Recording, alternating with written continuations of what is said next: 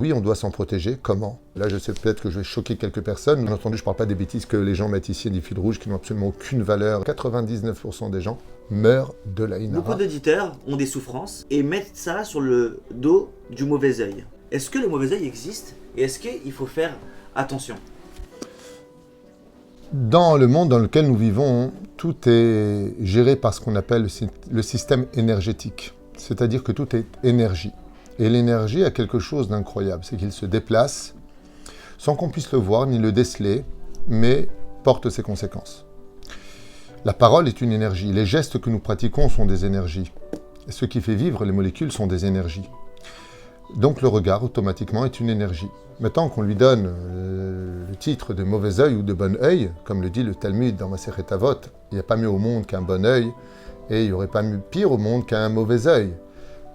Il est évident que oui, nos yeux peuvent créer des dégâts. Pas simplement au niveau de l'Aïn Hara, comme on dit en hébreu, du mauvais œil, ou Ein Abisha en araméen, mais même par le regard, on peut faire des dégâts chez une personne, style en montrant un clin d'œil vis-à-vis d'autrui.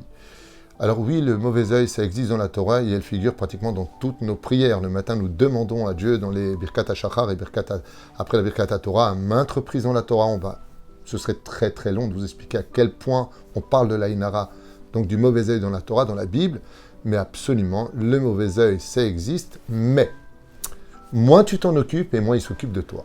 Ce qui fait qu'on a toutes sortes de stratégies, style le 5, la main de Fatima, comme ils l'ont pris chez nous, ça existait bien avant.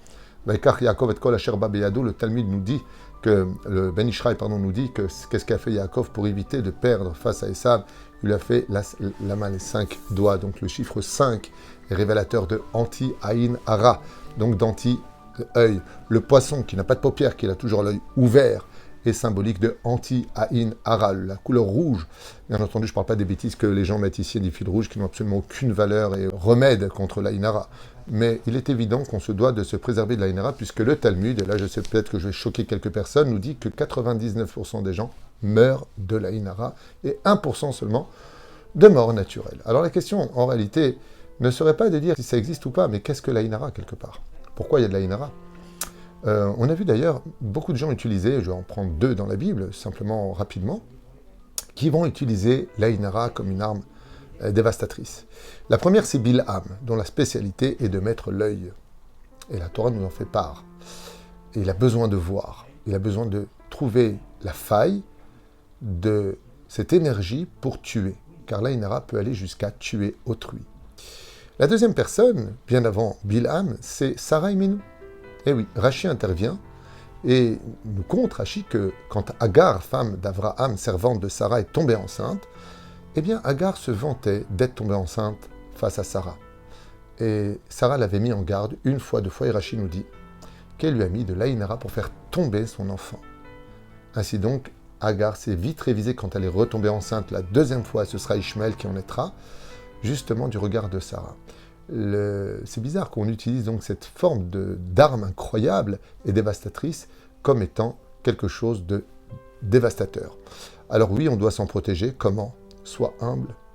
Ne montre pas trop ce que tu as. Comme dit le Rambam dans Ilchot Deot, sois toujours au milieu des choses. N'achète pas ce qu'il y a de plus extraordinaire. Arrête d'en mettre plein la vie aux autres. C'est pas la peine de raconter combien tu gagnes, combien tu es, combien tu as fait. Parce qu'il faut savoir quelque chose que souvent les gens oublient, c'est que le plus grand porteur d'Aïn Hara, c'est nous-mêmes. On se met souvent nous-mêmes l'œil. Le Ben Ishraï, le Chida et bien d'autres commentateurs et sages de notre peuple, y compris la Torah et le Talmud, nous mettent en garde contre l'Aïn Hara. Et donc, vivons cachés, vivons heureux. Il faut vraiment se protéger de cela. Et si on veut vraiment poser la question qui pour moi est la plus importante de toutes, c'est où est Dieu dans l'histoire de l'Aïn Hara, de l'autre qui me regarde? Car si ce que je possède m'a été accordé par Dieu, pourquoi lui pourrait-il me le retirer? Pourquoi lui pourrait-il me l'enlever? La réponse, elle est simple. C'est que même si on vit pour soi, on ne doit jamais oublier qu'on vit aussi à travers les autres. Et que quand des fois tu arrives à la banque, comme ça s'est passé sous mes yeux, un jour j'arrive comme ça à la banque et je vois une dame qui essaie désespérément de demander 500 shekels de prêt à la banque, de découvert. Et la banque le lui refuse. Puis voilà qu'arrive un jeune homme de 20 ans qui dépose de grosses liasses d'argent juste à côté d'elle. Et la femme l'a regardé comme ça, elle l'a regardé dans les yeux et elle est partie la tête en bas. j'ai dit à ce jeune homme qu'il avait commis une très grave erreur, même s'il était à la banque. Tu aurais pu donner Bessach Hakol avec beaucoup plus de pudeur cet argent, car elle, pour 500 shekels, rien, ça lui a été refusé, pour lequel elle devait absolument se concrétiser sa journée du lendemain, et toi, de façon impudique, presque effrontée, bon, tu es venu à la banque pour poser ton argent, mais il y avait une façon de le faire. Et c'est pour ça que, étant donné qu'on fait du mal aux autres, sans tenir compte de leur existence, de leur possibilité d'agir, eh bien, on fait du mal. Et quand on fait du mal, c'est une ouverture, une brèche qui permet à l'autre de nous renvoyer l'ascenseur de son œil. C'est pour ça qu'il faut faire très attention. Je raconte une très jolie histoire, je ne sais pas si j'aurai le temps de le faire, mais je vais la raconter très brièvement. Il y avait un rabbin qui vivait à Mea Shearim et qui avait reçu son fils qui était donc installé aux États-Unis depuis plusieurs années, et il ne connaissait pas son petit-fils. Et quand son fils est venu avec sa femme le voir, avec enfin ce petit-fils qu'il chérissait tellement de loin, qu'il voyait comme ça par photo, eh bien, il l'a pas lâché. Il l'a pas lâché de toute la journée, il était dans ses bras, il l'embrassait, il était tellement heureux. Puis voilà qu'au moment où il devait retourner à l'aéroport, car il était venu le moment de la séparation, le grand-père a pris l'enfant, il l'a remis à son fils, il lui a dit maintenant prends-le, mets-le dans le landau et dans la poussette. Et le fils a dit à son père, je comprends pas, on va partir, tu l'avais tout le temps dans les bras et maintenant tu me le remets? Tu veux pas le garder jusqu'à la voiture, jusqu'au taxi qui arrive? Il lui a dit non, je ne peux pas le faire. Pour la sécurité de l'enfant et pour mes obligations en tant que juif, je ne peux pas le faire. Le fils lui dit, mais de quoi tu parles? Il dit, parce que juste en face, il y a un couple qui sont mariés depuis 13-14 ans aujourd'hui, qui n'arrivent toujours pas à avoir d'enfants. Ils me demandent tous les jours de les bénir. Tu imagines la douleur que je leur provoquerai quand moi je sortirai avec ce joli nourrisson qui est mon petit-fils, ce bébé qui est dans mes bras, face à eux.